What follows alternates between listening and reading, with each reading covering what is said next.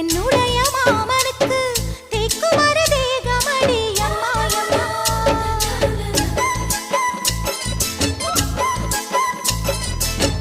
மாமன் பெற்ற பெண்ணுனக்கு மையெழுதும் கண் எதுக்கு என்னை வந்து கொல்லுதடி அம்மா அம்மா.